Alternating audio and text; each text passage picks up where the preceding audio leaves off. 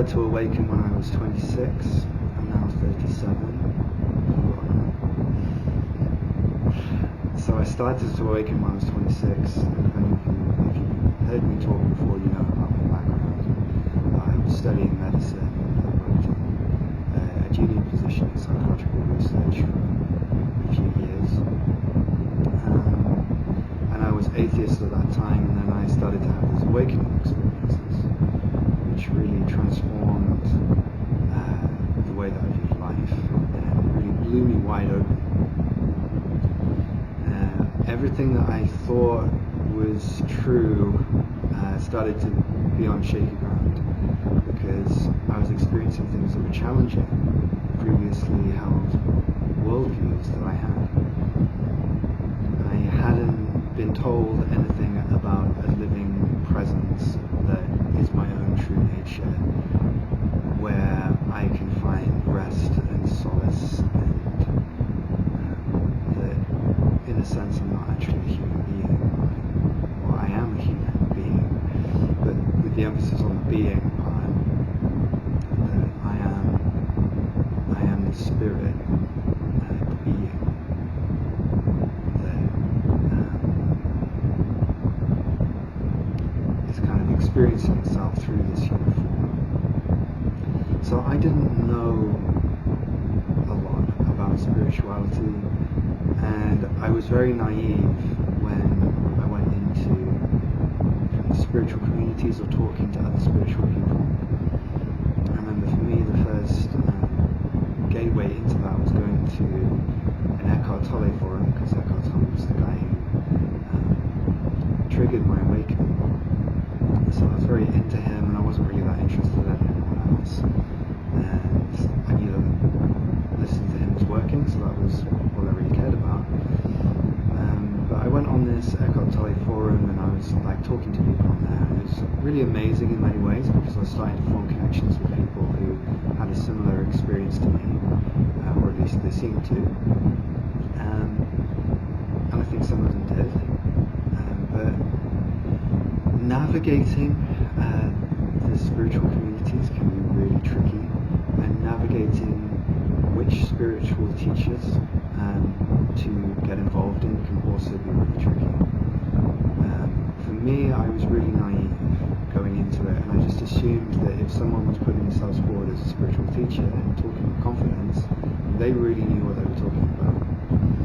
And I had to learn the hard way that many of the people that I was looking up to initially actually were either deluded in that they had kind of got themselves stuck in either in spiritual ideas, like they were just thinking about spiritual concepts and had intellectualized these spiritual concepts and were able to articulate them really well, but hadn't actually had many realizations. And that was confusing for me, because I was 26 years old. You know, people on this forum who were like in their 60s, in their 70s, talking with a lot of confidence about what spirituality was, and giving direction to me and other people on there, and like holding positions of authority in that little community. And it took me a really long time to realize that some of them were actually just really deluded and stuck, and not in the kind of place that I wanted to go, and I don't think anyone would really want to go. Of thinking yourself, of imagining that you're having some kind of high level of spiritual awakening, but actually it's just thoughts in your head. So when navigating these communities and looking up to people, it's really important to have some discernment and not just assume that everybody is as wise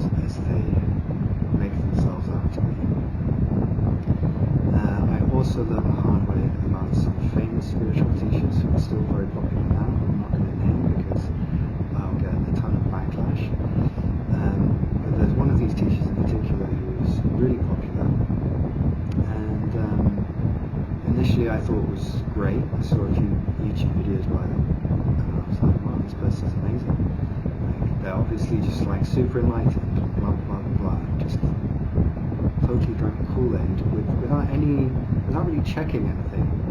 I just saw a lot of people looking up to and even worshipping this guy, and I just assumed that they must all know something that I didn't know, and he had like a nice aura about him, and he was nice and peaceful and stuff, and had a nice way about him, and I thought he was pretty good, but I never really got into him in his teachings. I just saw a few videos. But my teacher, Fran, was really good at spotting inauthentic teachers. Partly, if you've had your own realization, something happens energetically within you which transforms you, and you start experiencing the world differently. It's like the veil starts to fall away, and because of that, you can see and feel what level someone's at. There's a sense, there's a felt sense, and the way that they respond to certain things give really good indications about someone's level. It's hard to put this into words because it's based in feeling, and my sense of that has developed now to the point where I feel quite confident in assessing people's levels pretty quickly. But initially, that I wasn't confident in that. But thankfully, I had a teacher there who was. She was very well established, and definitely been around the block spiritually, and seen plenty of good and bad. So she was able to point out to me, and she was like, "Oh, that guy is like, he's probably a total fraud." Like that was her feeling about him, and I was like, "Whoa." He's got a huge following, and he seems so nice. She was like, yeah, well, that's kind of how it goes. And she had some basis for this, which was beyond her own opinion. That she was quite plugged in the spiritual scene, and quite well respected by some people there, and knew a lot of spiritual teachers. When you're kind of in that world, you get to see behind the curtain. You get to see people from a slightly different perspective. So she knew someone who was quite a well-known teacher who had gone over to visit this guy who I think is fake, basically. And the feedback was that this teacher was very nice to other well-known teachers, knew how to turn the charm on at the right time, but when their followers were nearby, they would get really angry and irritated with their followers, and not treat them well, and that was obvious to this person who had visited. And for this person in particular, I also, when I was on a retreat once, I met someone who claimed to have known him from the early days, and described this story of him getting his partner pregnant and then leaving her, and claiming that it was because he wanted to live this celibate lifestyle like Ramana Maharshi,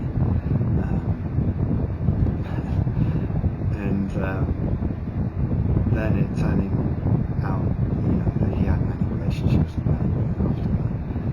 It seemed like it was more that he was afraid of commitments and so on to his child that he had helped with. And I've seen many other things since about this particular person, and it's all just red flags, so many red flags.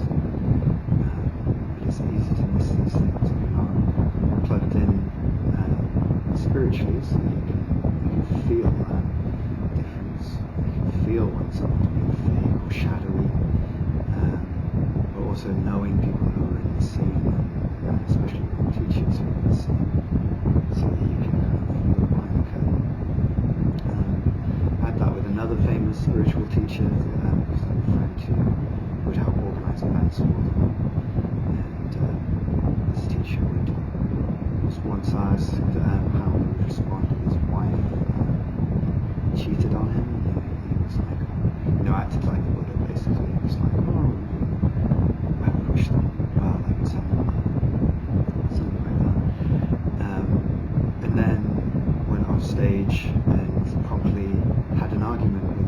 about nothing significant. So presumably, if they were going to argue over a small thing, that if she did actually leave him, it would be worse, you know. And I don't know whether this guy believed what he was saying when he said it, or whether he was just like trying to maintain an illusion, or whether he was deluding himself, or what it is. But this kind of thing is really, really common. I've seen it so many times. And, to be honest, I don't really pay that much attention to the spiritual teachers out there for this reason. Just, sometimes someone who's had less experience in the spiritual scene will be coming into it and getting excited about different teachers and things, and send me links to them, and I'll look at them and I'll be like, okay, it's another one of these guys, and I don't want to burst my friends' bubbles and things, and sometimes I do, and I think I just come across as being a bit bitter. But I am a bit jaded, to be honest. I'm a bit jaded with the spiritual scene. I don't pay much attention to it, and I don't even really think of myself as a spiritual person, to be honest. Even though on one level I definitely am. I do talk about spirituality, and enjoy talking about it to people when they're interested and open. Like talking to my partner about it, and to my friends about it. But honestly, sometimes I just don't want to talk about it at all, and I just want to talk to ordinary people. I've got some really good friends who are into spirituality, and honestly it's a breath of fresh air for me these days. So the reason that I'm sharing this with you is just to be honest about my own experience and what I've seen, and just to advise some caution, basically.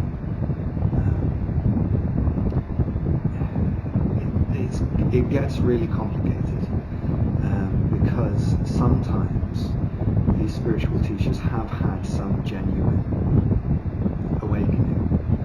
So people feel that. Like you might feel it from someone and be like, this guy feels amazing. Like they're doing really crazy stuff, and the things they're talking about are really amazing. And there's this huge following, and everyone's getting really excited, and they're talking about all these amazing experiences they've had in relation to this person. They must be amazing, like I want to get involved. And there may be a part of that teacher that is genuine, but they may also have really significant unresolved shadows that you're not seeing, and that are potentially going to cause problems later down the line. And one of the things is that if a teacher is leading a large group of people and they're doing lots of practices, then that community is going to have an energy. So a lot of the energy that you're actually feeling isn't even from the teacher. It's actually from the community, because there could be people in the community who have had more genuine realizations than the teacher, and also just a group of people charging themselves up with that kind of energy can be really powerful and transformative and really healthy and good, and it can also be kind of addictive, and can kind of pull you in. And this isn't good or bad, because we're all here to play out these patterns that we have, that we've been carrying not just from this lifetime, but from many others. So some people can't claim the power and the authority of spirit within themselves because they don't believe they're good enough. So if you don't feel that you're good enough, you might be starting to awaken, and then subconsciously be pushing that awakening away, because you're like, I can't be the source of something as amazing as this. And then you project it onto someone else. You go, oh, it wasn't me, it was them. They're the amazing one. And now all I have to do is follow them. And there's there's many reasons why we do things like this, but we can have a pattern of behaviour within us, maybe from our parents, maybe from our ancestors, maybe from our culture, maybe from our early life experiences or whatever. A pattern of behaviour where we just we're afraid of personal autonomy. So we want to be led by someone. And then there are other people out there who are really afraid of who they are and need other people to see them as something incredible and great, for them to start to maybe see that in themselves. So you could say more like narcissistic. I don't really like using that word because I think it's massively overused at the moment, and people will call someone narcissist for absolutely nothing these days. But for simplicity, let's say there's some people who are more narcissistic and some people who are victim-oriented. The victim-oriented people are going to be more likely to want to follow, and the narcissistic people are more likely to want to lead. And then the shadows that are causing that unhealthy desire in the people who are victims and the people who lead link together, and they have a symbiotic relationship, they support each other. So then you can have a spiritual teacher who's actually got a lot of narcissistic traits and may have had no awakening whatsoever. I've come across people like that, who have literally had none, but are full-on con artists and can develop large followings. It's crazy, but it happens pretty regularly. And then there are some who have had some kind of genuine awakening. It's kind of sliding scale. And I include myself in this, right? Because I can see my own narcissistic qualities. I can see the shadowy part of myself that wants attention and that wants people to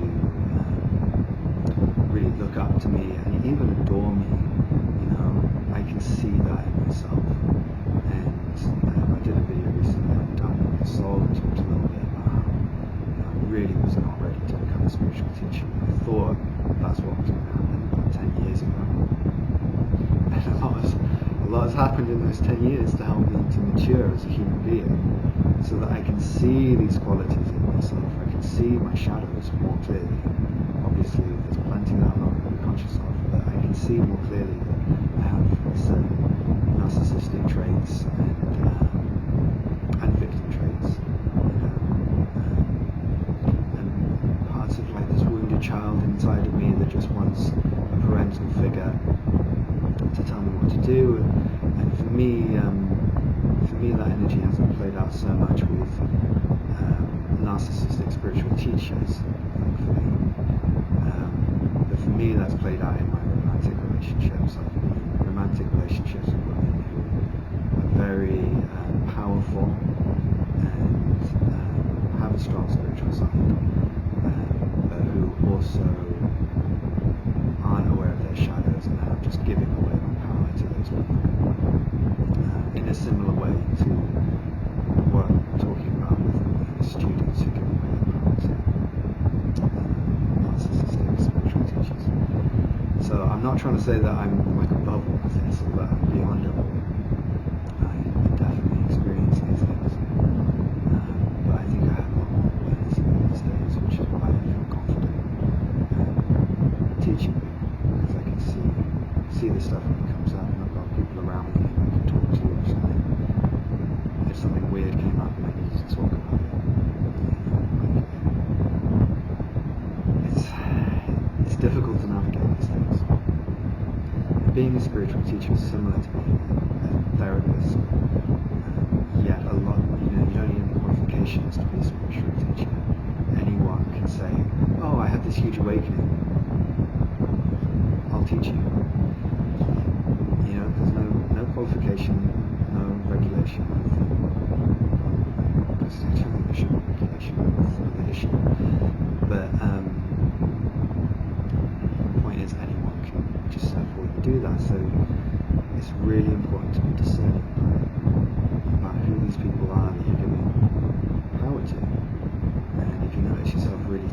away power. And why are you doing that? Why do you want to give your power away? There are times like when we need to be led. Like there's a healthy form of being led. We're led by our parents.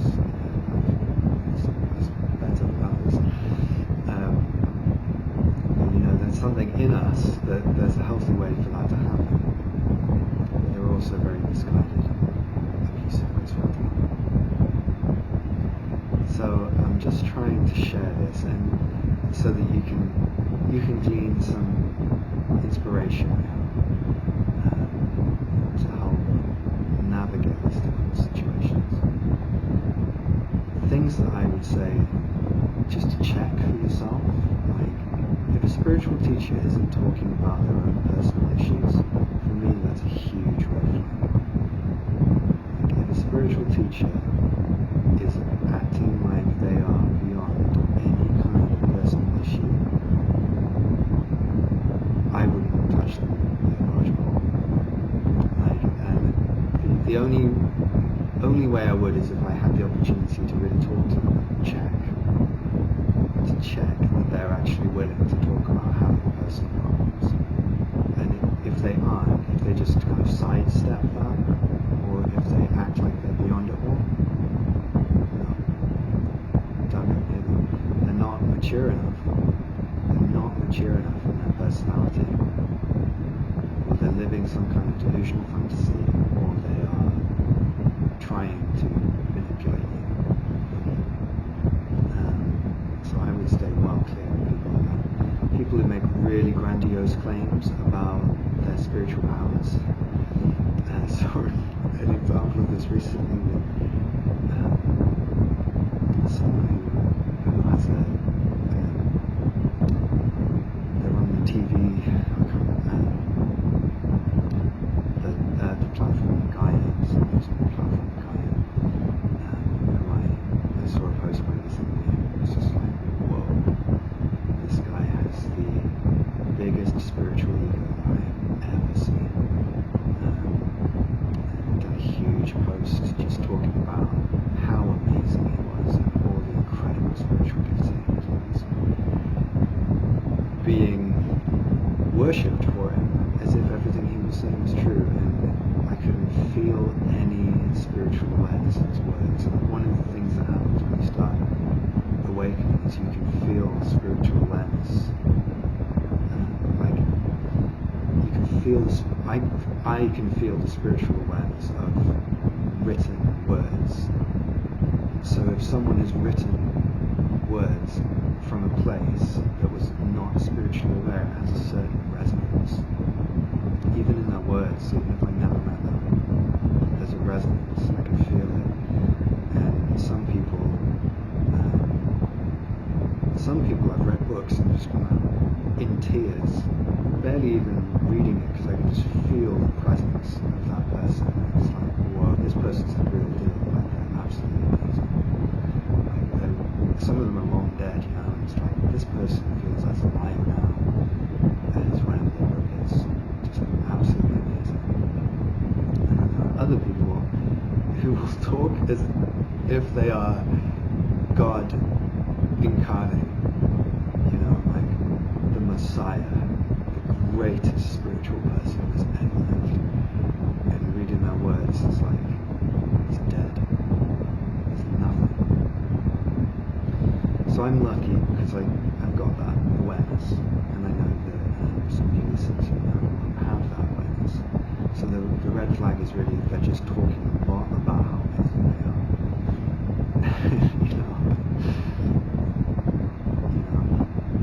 If they're trying to convince you to trust them, is another one, which this person also did. Over time it gets easier.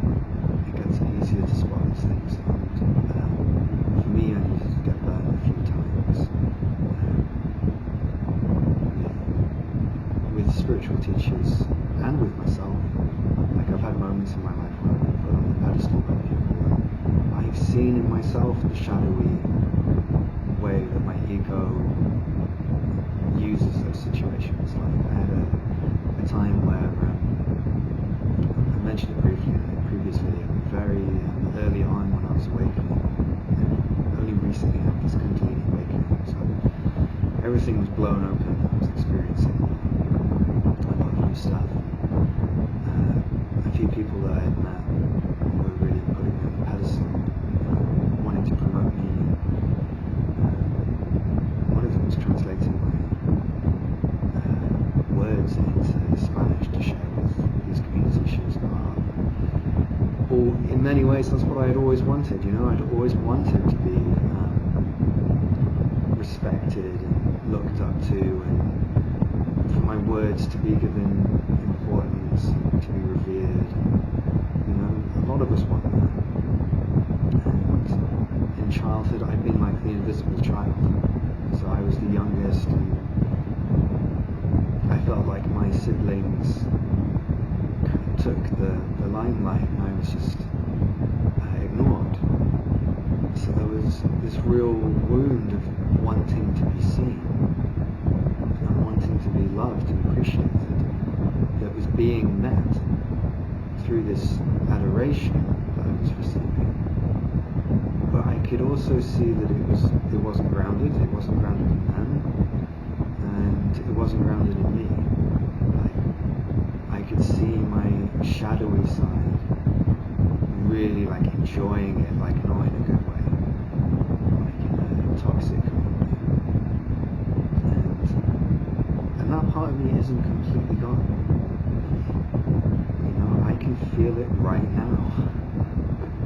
I can feel it. I know where it is in my body. It's in my solar plexus, and in my gut. I can literally feel it tensing up, and it does not want me to be saying these words.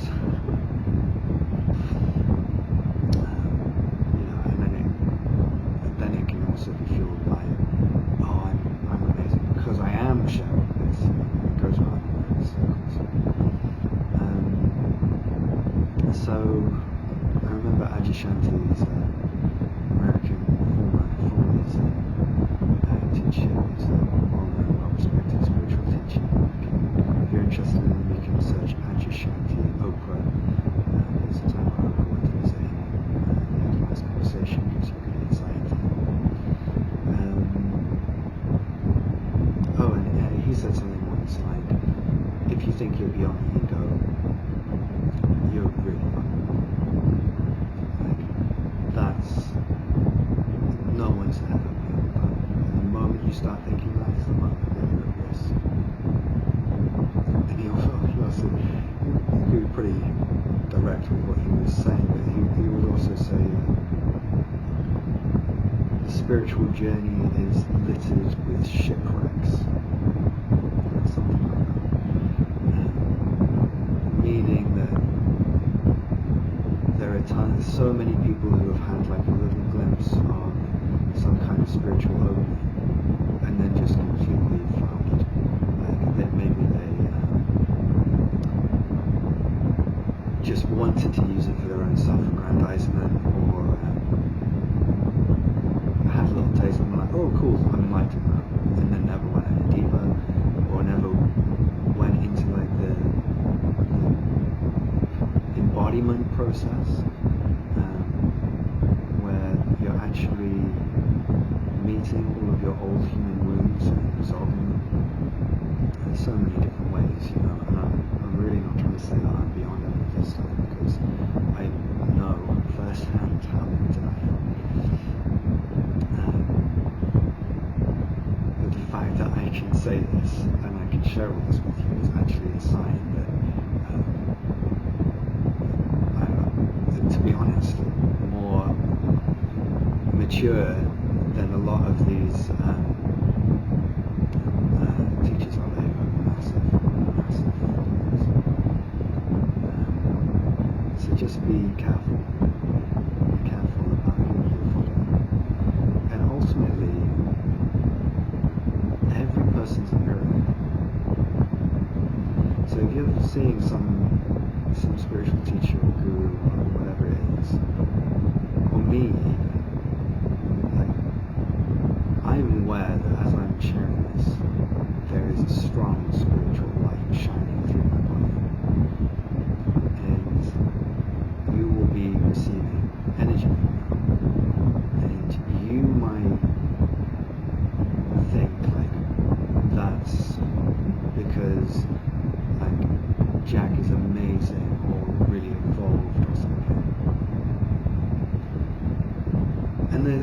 it's like a healthy way for me to say like I am amazing, like I have done a lot of work to reach this point, and I am really proud of myself for how much I've done and what I've been willing to move through to get here.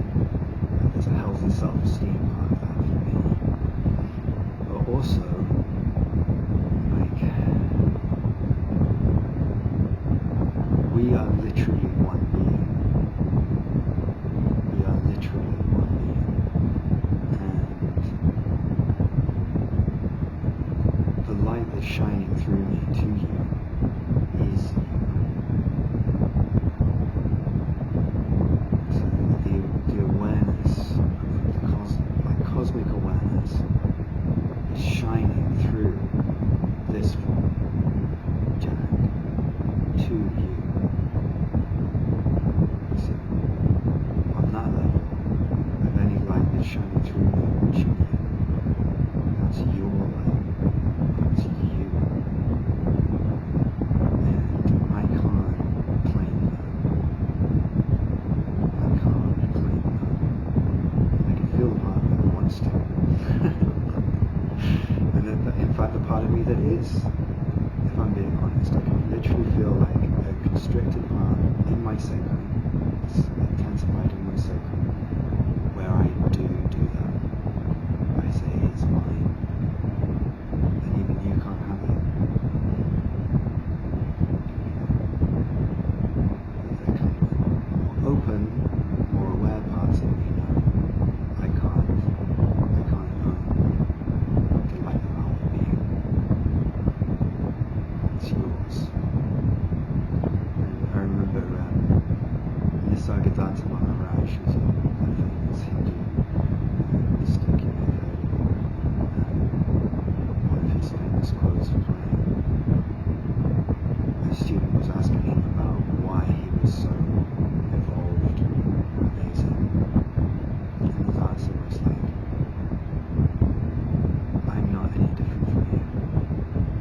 And the only difference between me and you is that I know that my being is your being, and you haven't realized that yet. So I'm not superior or inferior to you in any way.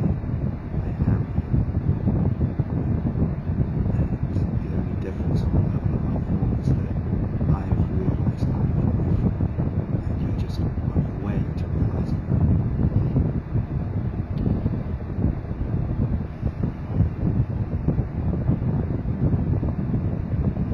So, I feel like I've talked for a long time, so I'm going to wrap it up now.